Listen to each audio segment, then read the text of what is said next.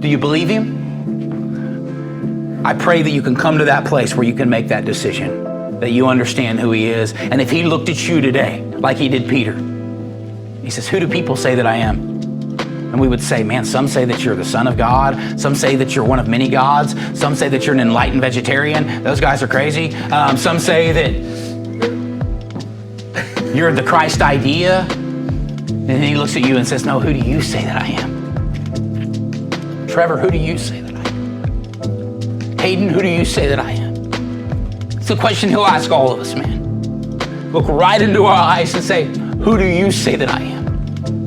Not who does the world say, not what does your mama say, who do you say? It brings it all back as a funnel to us. The responsibility is in our laps to make that answer.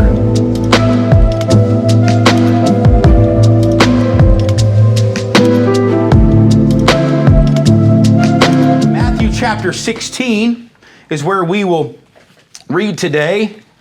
Today we're going to be looking at the disciples' claims, world religion's claims, and history's claims of who this man, Jesus, is. And we'll find our beginning to this message in Matthew chapter 16. We'll start in verse 13.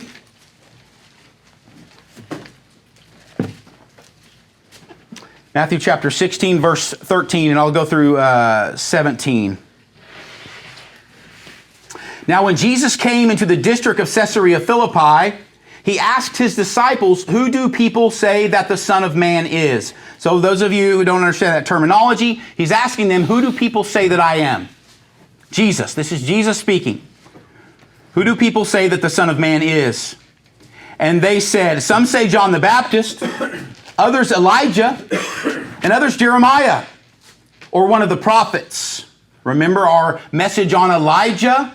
The forerunner, ultimately that was fulfilled as we studied John the Baptist as well. That was fulfilled in John the Baptist. Some believe that he's the forerunner, that the Messiah would come after him.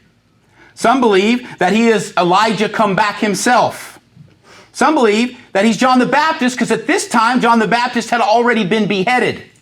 And they were looking at this story saying, maybe John the Baptist has come back. Obviously, these individuals hadn't seen the totality of Jesus' ministry because John the Baptist and Jesus simultaneously live at the same time before John is killed.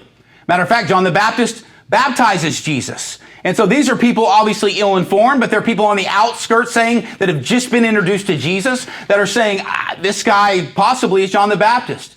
You know how rumors start? And rumors can circulate pretty quickly at Sonrise Adult and Teen Challenge. As many times rumors get back to me, as they've started maybe as one truth and they've gotten back to me as something else. We all know how rumors work. And so we see here that these people had believed rumors of who he was, and people were making claims as to who Jesus might be. He said to them, but who? So we're in verse 15. He said to them, but who do you say that I am? So not just who are these people and what do they say about me? We're going to look at that as we look at world religions claims today. We're going to look at what our current world religions have to say about this man. But what about you? Because at the end of the day, it's not about world religion's opinions of Jesus. It's about yours. You're the one that's going to have to answer for your opinion and your decision on who he is. Simon Peter replied, you're the Christ. This means the anointed one. The Messiah, the Mashiach that was foretold in the prophets, the one that would liberate God's people, the Son of the living God. So Peter has put Jesus as the Son of the living God. Obviously, he said under Jesus' teachings enough. And some of the things we looked at last week as we looked at Christ's claims, he's believing what Jesus is saying. He doesn't completely understand what that means, as you'll find out later. When Peter responds to Jesus, when Jesus is going to the cross and tries to resist him. But we see that Peter acknowledges that he's the Son of God. What do humans birth? Humans, right? We begat what we are. I have a son and he looks a lot like me. I have a daughter, and she looks a lot like my wife. We begat what we are. So C.S. Lewis has a great apologetic argument about this concept of the Son of God, that ultimately the Son of God is not something other than deity. God doesn't begat. His Son is not something other than deity, because He is God. He begats. His Son is divine. And so Peter seems to be making a divine claim here of who Jesus is. You are the Christ, the Son of the living God, the Messiah, not just the Messiah, but the Son of the living God. Verse 17, and Jesus answered him, blessed are you, Simon Bar-Jonah, for flesh and blood has not revealed this to you. Jesus is affirming what he's just said. Flesh has not revealed this to you. That all of the opinions of this world haven't revealed this to you. That the Holy Spirit, that the teachings of Jesus and Peter has come to the understanding of who Jesus is by the teachings he sat under, by what he's seen Jesus do, and what he believes Jesus to be. You need to understand that later as we look at the disciples' claims and these men who gave their lives for this truth. And I tell you, you are Peter, and on this rock I will build my church and the gates of hell shall not prevail against it. I will give you the keys of the kingdom of heaven, and whatever you bind on earth shall be bound in heaven, and whatever you loose on earth shall be loosed in heaven. Then he secretly charged his disciples to tell no one that he was the Christ. Jesus does this from time to time, and this may confuse some of us as he speaks of who he is. He affirms who he is to Peter, but then he says to Peter, hey, let's keep this on the down low. That's my paraphrase. If you weren't familiar, let's keep this on the down low. Why? There's a ton of reasons why. The crowds at this time had swelled to over 10,000 many times. Jesus feeds thousands and thousands of people on a couple of occasions, and they're just counting men on those occasions. So really, a conservative numbering of those people there on the day when he's feeding them is around 10,000, because it's just numbering men. You add wives and children, and you're well over 10,000 people. The crowds have swelled. The Gospels don't just speak of Jesus in this way. The history speaks of Jesus in this way. We'll see that Josephus later speaks of Jesus, and Josephus speaks of why ultimately John the Baptist is killed, because the crowds had swelled even under John the Baptist's ministry to the point where the people that were wielding power in that region wanted to shut this group up. They were getting large. And what happens when large groups gather in the Galilee and in Jerusalem? Usually what happens after that is revolt. You see, Rome is reigning over the region. They have their puppet kings, Herod the Great at one point, and then Herod's sons are broken up and given different regions. And at this point, Herod's sons were given positions. Well, these sons are trying to hold power, and if Rome finds out that there's upheaval in the land, they'll quickly unseat them. They don't care. They don't have any loyalty to these puppet kings. They'll just put someone else in charge who can rule with an iron fist. And so there's tension over these groups of thousands and thousands of people that are meeting. So why is Jesus saying, don't tell anybody? It's one of the reasons. It's one of the reasons why when he's teaching in the Galilee and crowds swell, that he gets in a boat and he goes over to the other side. And then many times, half of those people go around the lake to the other side to meet him because they're just clinging to Jesus. We see it again with the woman with the issue of blood. The Bible says that the crowds thronged around Jesus. That means there's a great press, that it was shoulder to shoulder tight, and people are bound up in that place and they can hardly move because the crowds are so big. It's where people get trampled. Matter of fact, recently in Israel, there was a Jewish celebration and the number of people got trampled just in the last year because a great celebration was happening and there were so many people, and there was this part where they were going through that was constricted. And when they would go through that part, the crowds would congest, and eventually a number of people died and were injured in Jerusalem. So it's not abnormal. So there's a lot of reasons. Jesus hasn't completely even revealed to his disciples yet the complete totality of what he's going to do. There's a point where he sets his face toward Jerusalem and he starts talking about his going away. And his disciples are frustrated by that. They don't understand what he's talking about. Because even in the end, the disciples don't get it until his death, his burial, and his resurrection. So this is Jesus. we're talking about. So what are world religion's claims about this man? Well, let me say this. 98% of world religion looks at Jesus as a positive religious figure. I want you to think about that for a minute. 98% of world religion. That means of all of those in this world looking up at the heavens and the stars and saying, why am I here? Why do I exist? What is this planet and why am I on it? The existential question that everyone asks at some point in their lives. Of all of those people that are seeking truth adamantly, that are seeking it in Hinduism or Buddhism, or the Hare Krishna religion, or the Muslim faith, or whatever these individuals are that are looking toward the heavens and saying, why am I here? They all have one person they look to as a positive religious figure. Now, I've painted two pictures for you. He's either a madman or he is God, who he said he was. There is no middle ground. Yet all of these people that we're talking about, and we're going to go one by one and look at world religion and see what they say about him, they've gotten to the point where they don't want to say that he's a madman because they know there's something in Jesus. Because they look at Jesus and they say, there's something about this guy. We don't know what, and so they come up with something. And then there are those of us who understand who he is and who he said he was.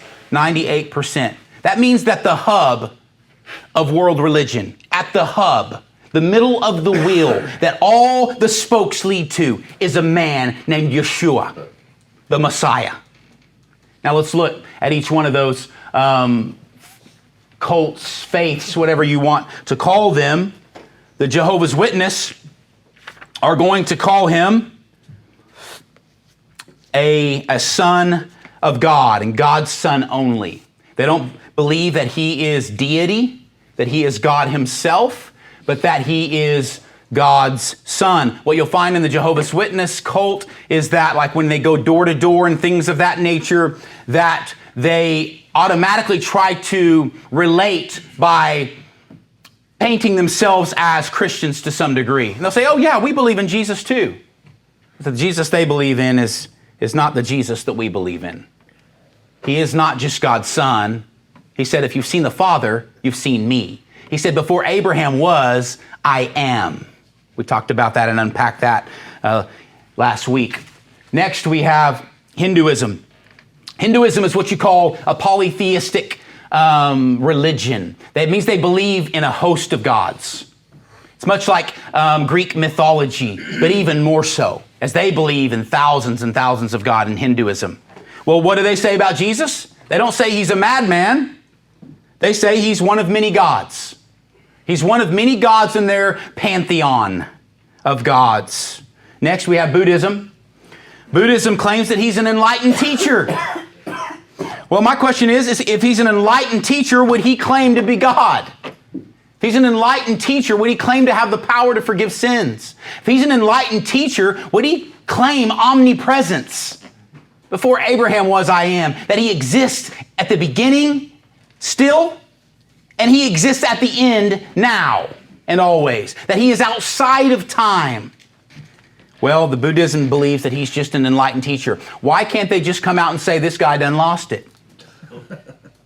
Because they look at him and they say, something in that Jesus. Buddhism says there's something in that Jesus. Hinduism says there's something about that Jesus. Jehovah's Witnesses say there's something about Jesus. Mormonism gets a little wacky with Mormonism. They believe he's a man who became a god. Not God who became a man, but a man who became a god.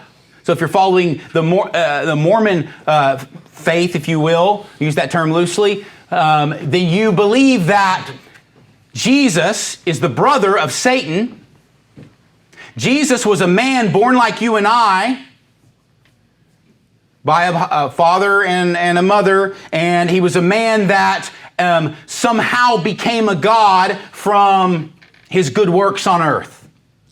So if you die, and this is the reward of the Mormon faith, if you die and having become enlightened and become a god, that ultimately you'll be given your own planet to rule. So right now, according to Mormonism, there are hundreds, I assume. I don't know the number on what they would assume here, but hundreds of planets that are being ruled by men who have become gods. We are on the planet of Jesus. There might be a planet someday of Jeff Gossett. What does that planet look like? There might be a planet someday. Can you imagine all of us? A planet of Jesse. I'm going to live on Jesse's planet. No, not even that. I want to live in reality, right? Can you imagine each and every one of us? Dear God, help us if I'm ruling over my own planet. I mean, my anger gets the best of me. I got problems, man. I'm a man, like you and everyone else. I mean, can you imagine if we ruled our own planet? Well, this is the claim of the Mormon faith, that Jesus is a man who became a god, and now he's been given his own planet. You know how he repopulates his planet? Through polygamy. That's why in the early onsets of Mormonism, they believe in polygamy. That means they have multiple wives. That means that basically you're having eternal sex forever in heaven, and you're repopulating your planet with your spirit babies. That's it. They don't open with that when they come to your door. Listen, do you want spirit babies and multiple wives? I can't deal with one wife. Hallelujah. That's not what they open with, but what I want you to see here is that the Mormons look at Jesus and say, he's somebody. He's somebody, right? So we're looking at this and understanding that all of these spokes lead to Jesus. Next, we have Judaism, the faith that we are grafted into. Judaism believes that Jesus was a Pharisee. That means that he was a good teacher, basically. There were different sects of teachers in that time, different groups. The Sadducees were one. The Pharisees were another. The Zealots were more of a militant group. During the time of Jesus, the Herodians are another group. And so all these different factions and sects of groups that amassed during the time of the Bible, the Jewish people to this day will look back at Jesus, Yeshua, and say, he's somebody. It's not who the Christians say he is. He's somebody. He's a good teacher. Well, what good teacher would say the things that Jesus did? What good teacher would lead his disciples to martyrdom on a lie? Well, I would say no good teacher. There is no middle ground. Judaism even looks back at Jesus and says, he's somebody. Next, we have the Baha'i world faith. We could go on and on. I'm just going to give you guys a few, but this is just one of many. They believe that he is a manifestation of God. That he is God, as in like the angel of the Lord, a manifestation of God on earth. And that's it. Not that he is God, as Jesus claimed to be. Next, we have Wicca. Wicca believes he was a spiritual teacher.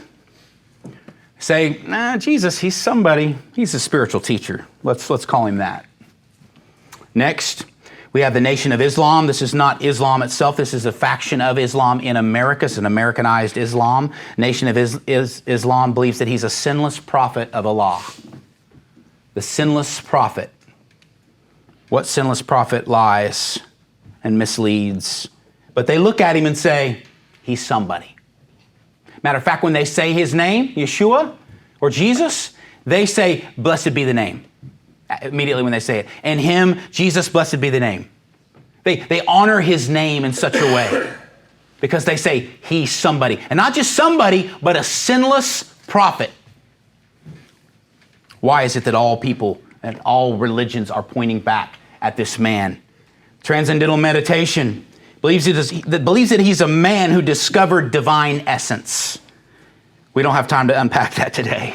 But you see that they point back at Jesus and they say, man, this is a man who discovered something, a divine essence. This is my favorite one. Or nope, not quite yet. Christian Science believes that he's a man who displayed the Christ idea, which equals perfection.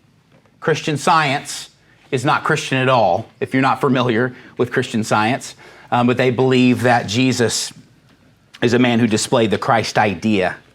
Next, my favorite. The Hare Krishnas believe that he's an enlightened vegetarian. Hallelujah. They say, he's somebody. Isn't it interesting how all of these world religions start to paint Jesus in their own image? Right? For Islam, he's the sinless. For the Muslim beliefs, he's a sinless prophet of Allah. You know, for these guys that meet you at the airport back in the day with flowers and dance around with tambourines and timbrels, and wear all white and shave their heads, that they are like, at the end of the day, I don't know who he is. Let me paint him in my image. He's an enlightened vegetarian like we are. Isn't it interesting? How they try to paint him in their image. Where are they getting that image? Where are we getting all this information? You know where we're getting this information? I'm going to show you in a minute in history's claims. I've already showed you what Jesus said in the Gospels. So how is it that they're reading what Jesus says and they're just saying, I don't believe that. Let me just paint him how I want to paint him. You can't do that. Now you can claim that this book has been corrupted and you can argue that. I don't think with much of an argument in the way it stacks up against history. But why is it that you're getting your information from this? If it's been contorted and manipulated, then why are you now manipulating it into your own image? Let's just read it for what it is and hear what it has to say. There is no earlier document speaking of the life, burial, and resurrection of Jesus. This is where they get their information. But they're looking at it saying, I don't think he is who he said he was. Let me paint him in my image. Next we have New Age. Means they think he's a guru. One of many teachers that lead others in practicing yoga, I assume, and stretches and the downward dog. No. Surprise, surprise, they're painting him in their own image. He's one of the gurus. Why? Because they have gurus. And Jesus was just one of many gurus. That's their accolade of him. That's what I want you to see in all this. Yes, these people are contorting who Jesus is, but they are praising him to some degree because they can't just say, no, this guy's crazy. It's like Jim Jones. This guy led people down a wrong path, claimed to be something he wasn't, and then he died as a criminal. Well, which is it?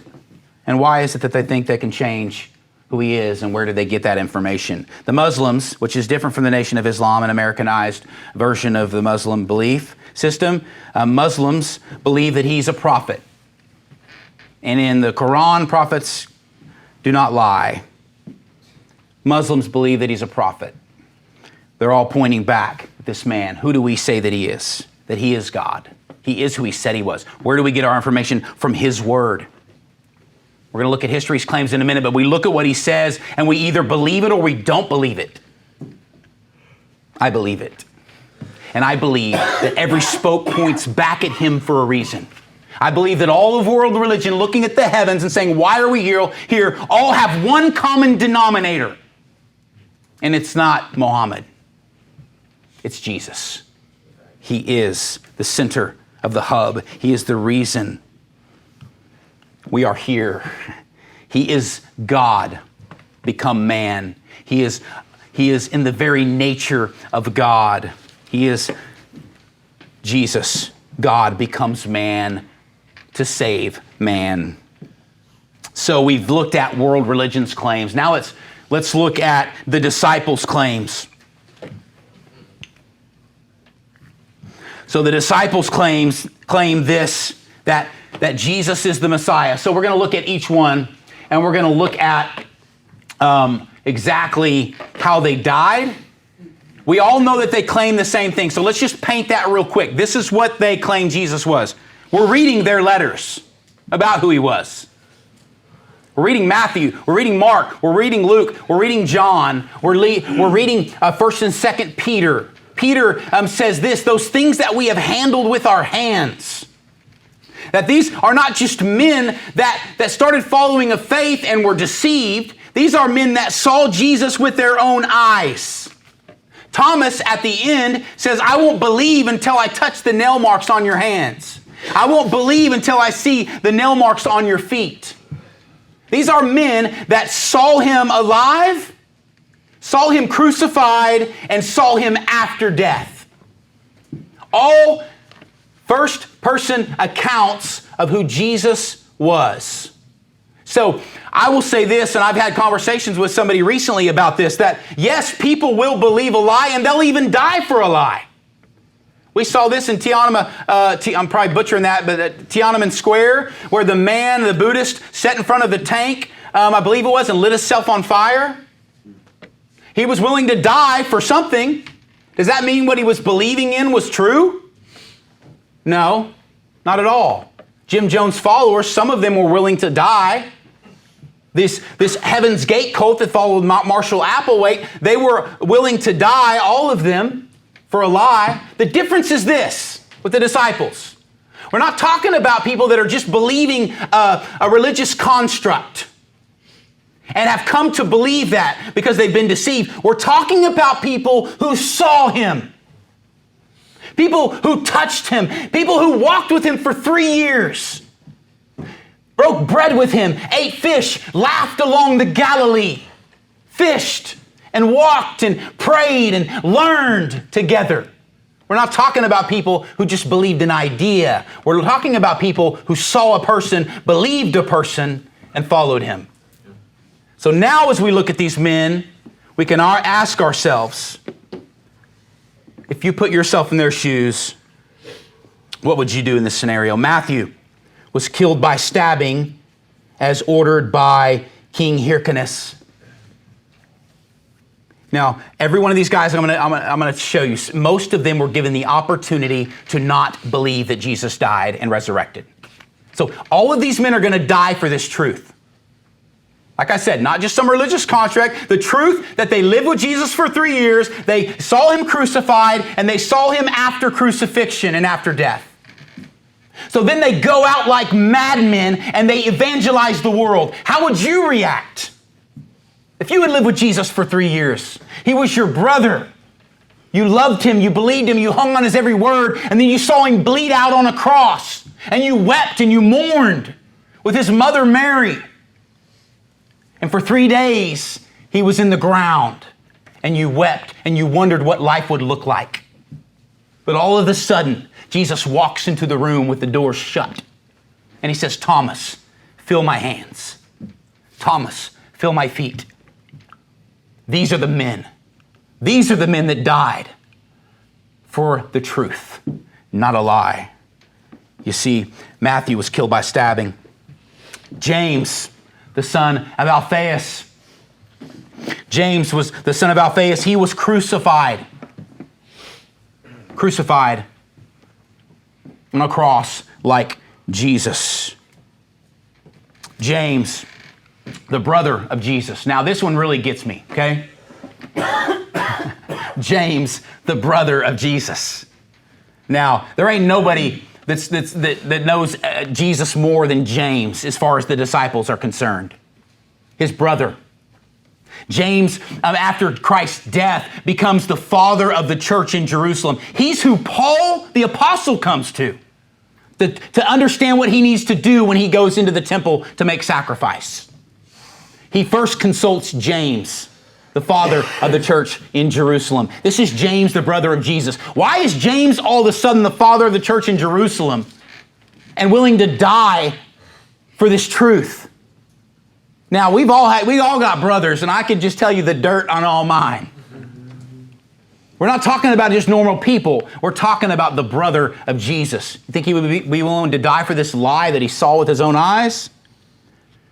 I think at some point, James would have said, listen, man, before you stone me to death, let me just let you guys know I don't want to die today. It's all a lie.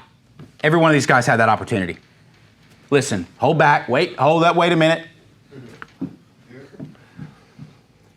Just don't. Let me confess this. I don't want to die one stone after another and be kicked to death on the ground.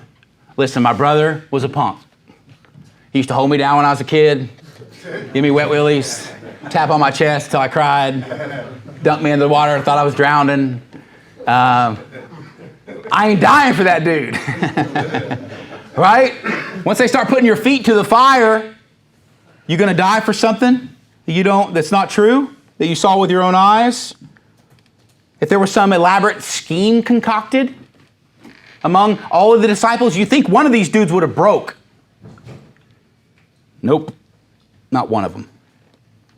James was thrown down from a great height. This is how you stone people. This is what they were trying to do to Jesus on a couple of occasions when he claimed deity. They will throw you down from a high place. You kind of topple down and you're just sitting there all mangled and still alive. And then they come with boulders and they stink and kill you. One boulder after another. That's how James died. At the hands of Ananias, the high priest in Jerusalem, the very city in which he was the father of the church in Jerusalem. James died in around 66 AD. Much of this history we get from Christian orthodoxy and Christian history, the early church fathers and the Fox's Book of Martyrs, as it walks through history and how these men died. Some of them come from Josephus, the Jewish historian. We find that James comes from the book of Josephus, comes from more than one place, that James was killed by the high priest. Next we have John. John is John the Revelator. Now, John is dipped in burning oil. Man. And then he's exiled to Patmos around 95 Anno Domini AD. So, he's dipped in burning oil. Listen, my toe hits the oil. It's all a sham. All of it. I got together with Peter, with Matthew. We concocted this thing. I'm not going to be deep fried. I paid my way through college by working at Dairy Queen, and I worked on the fryer to some degree. And I remember, man, when that grease would pop back and land on your skin and burn you good. I used to have spots on my arms at times working on the deep fryer. Can you imagine? No, don't talk about spots. I'm talking about you, all of you. Toes, ankles. I mean, by the time you got to your knees, come on, man. Would you not squeal? It's all a sham. No, they weren't willing to. Why? Because they saw him die. They lived with him, and they saw him again after death. And they said, I'll die for this. I'll be dipped in oil. I'll be crucified. I'll be thrown down from a great height and stoned to death. But I saw him. Tell me I didn't. Jesus died, resurrected, and lived again. You see, these are the claims. You tell me what these men claimed. Are they liars? Well, they paid for the truth with their life. Now we have Mark. Mark is burned during Roman Emperor Trajan's reign. I'm going to move a little quicker now through some of these. But Mark is burned during Roman Emperor Trajan's reign, burned to death. Man, you ever do that as a kid? Like, would you rather be burned to death or freeze to death? Like, neither. Why are you so sadistic? I'll take option C. He's burned to death. Peter, this is probably the most famous of the disciples. Peter is crucified, but wanting not to be crucified like Jesus, to dishonor Jesus in any way, he said, yes, but crucify me upside down, because I don't deserve to die the way Jesus died. Do you hear the heart of these men? Do you hear the bold statement as they gave their lives for this truth? You see, that's Peter. Next, we have Andrew. Andrew is crucified on an X-shaped cross. I mean, people argue of what kind of cross Jesus was crucified on. I don't think it's worth arguing. The reality is they crucified people on all kinds of things in the first century. They hung them on walls. They hung them in trees when they ran out of crosses. And they did many times, as they crucified 3,000 plus people on one occasion. They would just hang them in trees because they ran out of crosses. X-shaped crosses were, used. And in this case, there was an X-shaped cross used for Andrew. Next, we have Philip. Philip is stoned and crucified in Hierapolis. We do a teaching in Hierapolis. I've been there. But Philip is stoned as if being stoned to death wasn't enough. He's stoned, and they keep him alive in order to then throw him on a cross and torture him some more. But he died with his trust and hope and faith in Jesus. Next, we have Simon, crucified in Egypt under Trajan's reign. I'm just going to move a little quicker now. Thomas, remember that guy I said? I won't believe until I touch his hands and his feet. You think that guy wouldn't squeal if it was all a sham? Thomas died by death by spear thrust in Kalamati, India, where he went to spread the word of this truth after he saw Christ's life, death, and burial and resurrection. Next, we have Thaddeus. Thaddeus was killed by arrows. James, son of Zebedee, was killed by sword in 44 AD by order of King Herod Agrippa I of Judea, killed by sword. This isn't James, a brother of Jesus. This is son of Zebedee, James. Lastly, we have Bartholomew. Bartholomew was beaten, filleted alive, and crucified upside down, then beheaded. Filleted, that means you're peeling off skin. Filleted, crucified, upside down, then beheaded. We learn later that Paul, I didn't even talk about Paul, he's like an apostle born out of season, having a vision of Christ after Christ's death, burial, and resurrection. Paul was ultimately beheaded under Nero's reign. So here are all these people. What did they die for? A lie or the truth? Next, we move on quickly to history's claims. Now we're going to look at outside of the Bible. What I want you to realize first is that the Bible is history. The Bible is a valid historical document. Matthew, Mark, Luke, John. It's not just the Bible is a historical document. It is every book in the Bible is a historical document, speaking of time, places, and things that coincide with guys like Josephus, Jewish historian, and Tacitus, and all these different Roman historians that talk about these things that all lace in together as to the truth of who Jesus was. So the New Testament, Matthew, is a historical document. It is a scroll that was passed down, that it was written, that was transcribed. Mark, Luke, John, all of these can stand alone and stand together. These are the Gospels, and they all speak of who Jesus was. Next thing you're going to see is what's something they call the Gnostic Gospels. It comes from the Greek word gnosis, which is knowledge. And so the Gnostic Gospels they believe in a different, the Gnostics, the people who follow those Gnostic Gospels, believed in this enlightenment, this mystic enlightenment, and that you could achieve that by some type of, understanding and divine knowing. It's made up of Gospels like the book of Judas, the book of Peter, not 1st and 2nd Peter that are in the Bible, but a separate book that dates much later, Peter, book of Mary, the book of Philip, the book of Thomas, and then there are also separate Gnostic Gospels like the infancy Gospel of Thomas. The infancy Gospels where they try to speculate as to what Jesus was doing when he was a little boy and things like that. What you can know about these is that they're all later creations, except for the book of Thomas. The book of Thomas is, some would argue, date back to the 2nd century, which is around when some of the Gospels date back to. But the majority of them being much later dated. And then when you read them, this is what I've always been taught, is that if you want to see if these are real and should be added to what we call the canon, the Holy Bible, all you got to do is read them. Read the book of the Gnostic Gospel of Peter, and it's going to talk about Jesus walking out of the tomb and a large cross like floating behind him. You start to look like, wait a minute. This doesn't look like Matthew, Mark, Luke, and John. This doesn't look like Jesus breaking bread and eating fish and teaching and doing the things that he did. Now we got floating crosses. So this massive floating cross, and then ultimately Jesus is this massive, giant-like figure, towering 30 feet in the air. And ultimately, it ascends upward, I believe, in that. It's been a while since I read it, but those are the Gnostic Gospels. It's like this mystic idea, and all you need to do to see if they're valid is read them. And you'll see very quickly that Jesus in the infancy Gospel of Thomas kills people. Like, anybody seen Brightburn, like the evil Superman? If Superman were to be evil as a little boy, what life would look like? And that's it's the Brightburn of Jesus, the infancy Gospel in Thomas, where Jesus is like mad at kids and killing them. And then he raises them back up because he feels bad. Yeah, pretty crazy. It's just, all you need to do is read it.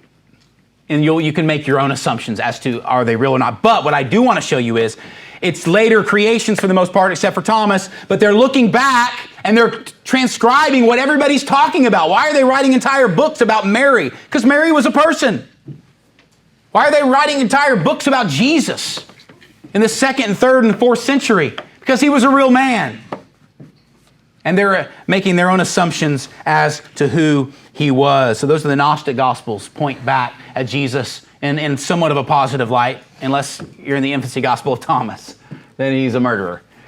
Josephus, my favorite, and the one in which we derive most of our Jewish history from in history. And Josephus says this. Josephus says, there was a man at this time, if it be lawful to call him a man. His name was Jesus. And he drew a great many of Jews and Gentiles to follow him. That's what the book of Josephus says. I'm not talking about the Bible. I'm not talking about a believer in Jesus. I'm talking about a man who lived in the first century who's writing about Jesus because Jesus walked this earth. And he's saying that he grew a great many teachers to him, and ultimately he says that he was crucified. Sounds familiar? Sounds like the Gospels that we read. That's what Josephus says about him. Julian the Apostate was an emperor. Julian the Apostate says this, he healed blind and lame people in Bethesda and Bethany. Sound familiar? What happened in Bethany? Lazarus was raised from the dead. What happened in Bethesda? We see that a crippled man was raised up. And now other people are talking about it. Not just Matthew, Mark, Luke, John, and Paul. Not just Jude. So we move on. The Talmud is a collection of Jewish writings. Now these are the Jewish people that have a collection of writings called the Talmud. They say this, he was accused of practicing sorcery and leading Israel astray. The Christ was crucified on the eve of Passover. It's exactly when he was crucified. He was crucified on the eve of Passover. They claim that he was practicing and accused of sorcery. Well, what did he do? He healed people. How did they claim he did it? You remember when they said he does these things by the power of Beelzebub. Exactly. Sound familiar? Coincidence? I think not. They all point back at the same things. Tacitus is a Roman historian. He says this, under Herod, during the reign of Tiberius, Pontius Pilate condemned Christ to die. Who condemned Christ to die? Pontius Pilate. Who condemned him to die in the Gospels? Pontius Pilate. Under whose reign? Tiberius. It's Augustus, and it's Tiberius. That's Roman history. Next, we have Thallus. Thallus is a Greek historian, and he says it this way, his crucifixion was accompanied by 3 hours of unexplained darkness. Come on, somebody. His crucifixion was followed by 3 hours of unexplained darkness. What do the men at the cross say after this happens and the darkness falls and the veil in the temple rents? They are awestruck. Was this not the Son of the God? Was this not the Son of the living God? Well, Greek historians are telling us the same thing, that the crucifixion was followed by 3 hours of unexplained darkness. Pliny was a governor in Asia Minor. Pliny says it this way. His disciples took to the habit of meeting on a fixed day of the week and took their names, Christians, from him, Christ. They gave worship to Christ as to a God. They bound themselves over to abstaining from wicked deeds, fraud, theft, and adultery, and lying. It's talking about the Christians now that follow Jesus and what they looked like. Next, we have Lucian, which is a Greek writer. And Lucian says this, Christians held a contempt for death and were known for a voluntary self-devotion. Christians believed themselves all brothers from the moment of their conversions. Christians lived after Christ's laws. What do we call everybody here today? Hey, brother. Christians held contempt for death. They didn't care. Kill me. I believe, I know Jesus was the Messiah. We move on. So we have the claims here. These are Christians who were all willing to die for a lie, for a concocted scheme, or for the truth. Listen, the book of Martyrs says the blood of the martyrs is the seed of the church. So much so that today in Cache, Oklahoma, at the foothills of the Wichita Mountains, a group of men are all in a room together, and we're reading about this man in history. We're reading his claims in the Gospels. We're reading the historical documents and looking back at this man. We're looking at all of world religion, and all the spokes are pointing back to one man. Now my question to you today is, who do you say that he is? Who do you say that he is? That's what he looks to Peter and he asks. So we know today, as we've looked at all of these claims, that listen, you've got a decision to make. Is he a madman or is he God? Where do you stand? Is he a madman or is he God? Because if he is who he said he was, then everything he said is true. That if you're in him, you are a new creation. The old is gone, behold, the new has come.